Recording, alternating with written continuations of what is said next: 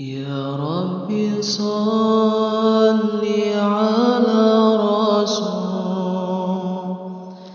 li Muhammadin sirril ula wal anbiya wal mursalin al-ghuri khatman awwala warahmatullahi wabarakatuh. Bismillahirrahmanirrahim. Alhamdulillahirabbil alamin wassalatu wassalamu ala asyrofil mursalin sayyidina maulana Muhammadin wa ala alihi washabihi asma'in nama ba'du.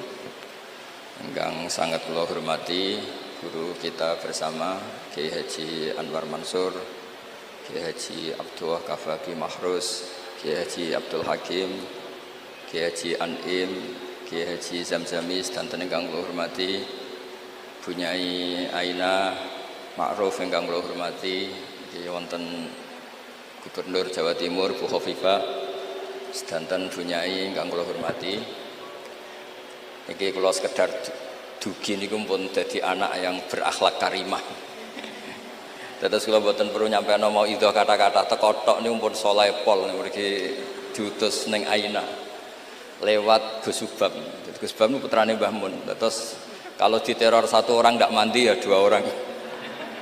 Semua niku kabeh ditelponi dulur kula, Gus kula. Waduh. Sing dereng ditelepon malaikat Jibril mawon. Untuk memaksa kula hadir. Wis kula wau matur Bu Khofifah kula niku hanya mau undangan orang sepuh. Ternyata orang sepuh itu banyak. Teng Mbah Hamid Pasuruan sepupu Mbah kula, teng mriki gurune Mbah Maimun, terus riyen Mbah Mun ngaji teng Lirboyo. Terus keluarga Lirboyo kadose memanfaatkan hak maksa. Kalau cerita sing ringan-ringan mawon bahwa benar Bu Khofifah tadi berkah itu dimulai dari hal-hal sekeliling kita. Tapi karena saya sebagai kiai menekuni fikih-fikih perempuan. Dulu itu ada Bahsul Masail begini Bu Khofifah, agak Bahsul Masail itu agak benar tapi ya benar. Gimana hukumnya polisi dari perempuan atau gimana hukumnya wanita jadi polisi. Nah ini Bu, Neng Aina nggak usah Bahsul Masail langsung eksekusi, langsung meraktekkan. Itu hampir semua musyawirin bilang haram karena polisi itu wilayah lelaki. Wilayah lelaki karena nangani penjahat, nangani kriminal. Tapi ada kiai yang agak unik, mungkin termasuk kita yang unik itu. Itu Pak Yai, kalau bandar narkoba itu kadang pengedarnya perempuan dan kadang disembunyikan di tempat yang nggak boleh tersentuh lelaki. Kalau semua polisi lelaki itu gimana itu solusinya? Walhasil terus kiai itu bilang, ya udah boleh. Terus karena nggak kebayang kan, misalnya disembunyikan di tempat-tempat tertentu, kemudian polisinya itu cowok. Semenjak itu terus ada maklum kalau polisi itu dari perempuan. Saya tidak tahu Arisalah ngirimkan yang diterima di Akpol itu berdasar fikih itu apa enggak tahu. Tahu yang jelas itu ada fikihnya juga. Jadi makanya mendengar itu penting karena barokahnya mendengar itu kita menjadi tahu cara pandang orang lain. Dulu itu orang mengira kalau kiai besar diundang di musola kecil gak datang itu dulu dikira keangkuhan.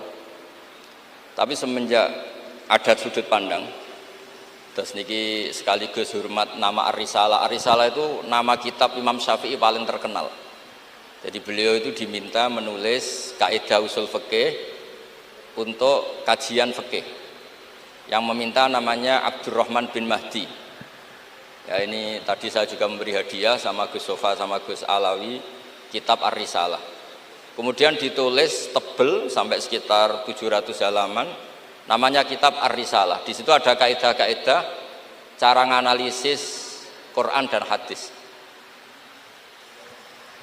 Dan itu berkahnya Masya Allah akhirnya fikih kita tidak fikih harfiah, tapi fikih yang benar-benar bisa menjawab tantangan zaman. Di antara yang paling terkenal misalnya ibu saya itu namanya Yohanit, persis tabarruk sama namanya ibunya Nabi Musa. Khilah ya. Di fikih itu ada kitabul khilah, bab merekayasa hukum.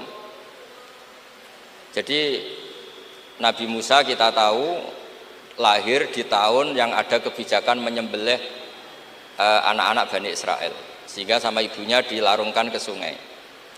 Setelah dilarungkan, kata Allah, nanti yang ngurus saya, kata Allah, yang ngurus kami.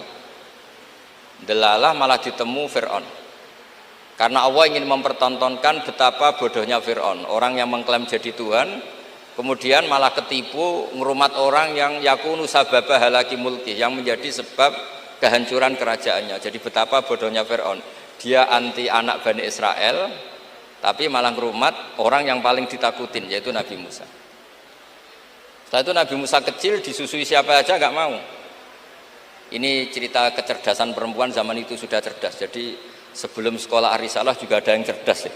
Terus gini ibu Nabi sinten Musa. Itu cerdas sekali. Dia minta saudaranya supaya meneliti ini larungan Nabi Musa sampai mana. Singkat cerita ngerti kalau itu ditemu Fir'aun. Ketika cari perempuan yang menyusui, tidak ada yang mau Nabi Musa. Wa harramna alaihil maradi, semuanya menolak. Singkat cerita, saudaranya ini bilang, hal adulluka ala ahli baiti yakfulunahu lakum. Ini saya tunjukkan keluarga yang mungkin susuannya pas dengan Nabi Musa, dengan Musa kecil. Lalu pengawal-pengawal Fir'aun itu curiga, loh kok tahu? Sebab itu untuk menghilangkan curiga, dia bilang, tapi mintanya bayaran itu tinggi. Jadi berkahnya minta bayaran itu malah dikira ini benar-benar orang lain, karena kalau ibunya sendiri pasti tidak minta bayaran. Jadi ini cerita, jadi mulai dulu perempuan itu pintar ngerekayasa. Ya agak ruwet nih. Jadi kita ini partai-partai yang kalah sama ibu, kalah sama apa saja lah, sama Bunyai. Kalau santri ditanya takut mana Bunyai sama Pak Yai, mesti jawabannya takut Bunyai. Itu ijma, itu sudah ada ijma. Karena kiai itu lebih sabar itu. Kalau kata Bunyai enggak, kiai itu lebih pelupa. Jadi kalau ada masalah gampang lupa. Akhirnya karena bayar itu terus enggak curiga kalau itu ibu aslinya Nabi Musa. Akhirnya ibunya Nabi Musa dapat dua nikmat. Dia ketemu putranya, sekaligus dapat uang dari Fir'aun. Jadi Quran kalau mencontohkan perempuan itu luar biasa. Ada lagi contoh Asia. Perempuan itu memang misteri. Ada yang istrinya Fir'aun jadi wanita hebat, yaitu Asia. Ada yang harusnya solihah kelas papan atas karena istrinya Nabi Nuh, malah enggak. Sehingga pola-pola fikih perempuan, saya ulang lagi, pola-pola fikih perempuan itu Imam Syafi'i ngarang itu kalau sudah tentang perempuan itu ya pusing. Jadi ternyata pusing itu kalau ditarik ke atas. Itu dulu Rasulullah itu menghadapi Aisyah sama Fatimah itu ya pusing. Itu kalau Halah datang, Halah itu saudaranya Khadijah. Itu kalau datang itu betapa hormatnya Rasulullah. Makasih kamu datang mengingatkan pada Sayyidah Khadijah, pada Khadijah gini-gini. Itu Sayyidah Aisyah cemburu. Kenapa engkau mengingat Khadijah terus, padahal Allah sudah mengganti yang lebih cantik daripada yang sudah tua. Pokoknya menyebut ajus itu tua, yaitu Khadijah. Gantian Sayyidah Fatimah yang tersinggung karena ibunya disebut ajus, tua. Nabi itu cara ngelola dua wanita ini, yang satu bangga dengan kecantikannya dan keperawanannya, dan Sayyidah Fatimah tertekan karena ibunya jadi korban, yaitu dianggap sepuh. Itu Nabi cara menyelesaikan itu unik. Bilang gini, Fatimah, kamu bilang ke Aisyah, sehebat-hebatnya kamu itu perawan dapat duda, sementara ibuku janda dapat joko. Terus mulai dulu ya kebanggaannya Rondo untuk joko, itu mulai dulu. Tapi ini cerita, jadi ngelola perempuan itu ribet. Jadi kalau terlalu ke Aisyah, Sayyidah Fatimah cemburu. Kalau terlalu ke Sayyidah Khadijah, Sayyidah Aisyah cemburu. Jadi ya nggak ada solusinya memang. Jadi kalau kiai ngaji fiqhul mar'ah itu, fiqhul nisa itu nggak ada selesainya. Kata Nabi, khuliqat min dila'in a'wad, didesain dari iga yang bengkok. In dhahabta tuqimuhu kasartah. Kalau kamu memaksa lurus, patah. Kalau kamu biarkan tetap bengkok. Ya kalau jalan harus bengkok ya biar bengkok aja, tidak usah dipaksa nopo lurus. Terus kalau suwun terutama teng Gus Sofa, Gus Alwi, teng putra-putra ning Aina, Ar-Risalah itu menjadi inspirasi hukum. Dulu zaman Imam Ghazali ada orang pamit mau jadi ahli fikih. Sama Imam Ghazali nggak boleh, udah kamu jadi dokter saja. Terus ditanya, kenapa engkau sebagai ulama kok malah fatwa saya jadi dokter? Kata beliau, banyak negara Islam yang karena nggak ada yang belajar dokter harus berobat ke dokter yang non Muslim. Begitu juga di dunia ekonomi, di dunia politik dan seterusnya dan seterusnya. Jadi itu yang dikenal dengan usul fikih. Dulu Imam Syafi'i itu bencinya sama orang kaya itu Masya Allah, karena beliau lahir miskin dari komunitas miskin, dan beliau referensinya miskin itu lebih menyelamatkan karena lebih ringan hisabnya. Itu malaikat bagian hisab. Kalau ngisab orang miskin kan pusing, nggak ada yang bisa dihisab kan. Mau dihisab apanya, hanya beras 1 kilo kan nggak ada dosanya kan karena darurat. Tapi setelah beliau ngaji usul fikih masyhur itu, beliau datang ke Muhammad bin Hasan As-Syaibani. Ini asal usul beliau ngarang kitab Ar-Risalah. Itu emas itu tumpuan di meja. Kalau ngitung uang itu di depan umum. Makanya ini juga jadi fikih. Makanya menurut saya kiai-kiai itu kalau ngitung uang banyak kesunatannya di depan umum, biar orang nggak kepikiran nyalami template. Karena uang kiainya sudah banyak. Itu Muhammad bin Hasan As-Syaibani itu kalau ngitung uang di ruang tamu. Imam Syafi'i ini penguatan terhadap nama Ar-Risalah Bunyai Aina, karena Ar-Risalah itu nama kitab Imam Syafi'i paling melegenda. Kenapa engkau mengumpulkan uang sebanyak ini? Engkau orang alim. Biasanya orang alim itu gak suka uang, gak suka harta. Terus Muhammad bin Hasan As-Syaibani ini guru kedua, termasuk guru kesekian lah dari Imam Syafi'i. Oh berarti saya orang alim, orang soleh gak punya uang. Iya orang alim biasanya gak punya. Sudah tak kasihkan orang fasik, biar dipakai dugem, dipakai main perempuan, dipakai judi. Jangan, pakai jenengan saja, kalau orang soleh nanti manfaat. Oh berarti orang soleh oleh sugih pun angsal-angsal. Semenjak itu Imam Syafi'i berpikir rubah. Awal perubahan itu karena beliau ngaji sama Muhammad bin Hasan As-Syaibani, beliau menjadi al-usuli, orang yang berpikir secara usul fikih. Lama-lama terus beliau ngarang kitab yang terkenal itu namanya kitab Ar-Risalah. Terus nama Risalah itu semoga nama yang tidak main-main, benar-benar nama yang mencerminkan keilmuan yang dalam. Karena di kitab Ar-Risalah itu Imam Syafi'i benar-benar menganalisis cara al-istinbat minal kitabi was sunnah.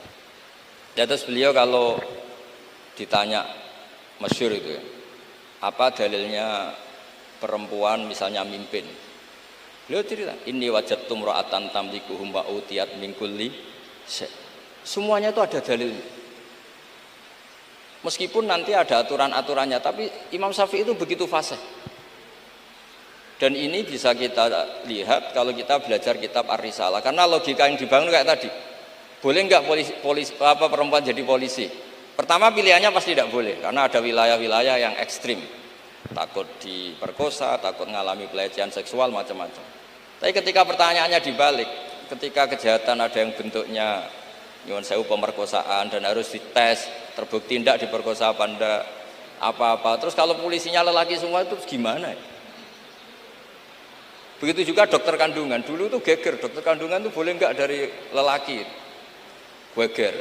Tapi setelah Basul Masail didatangkan dokter kandungan, itu dari 10 yang tes, itu yang lulus lelaki semua, yang perempuan enggak lulus. Karena ketika melihat pendarahan, si perempuan ini kaget terus pingsan.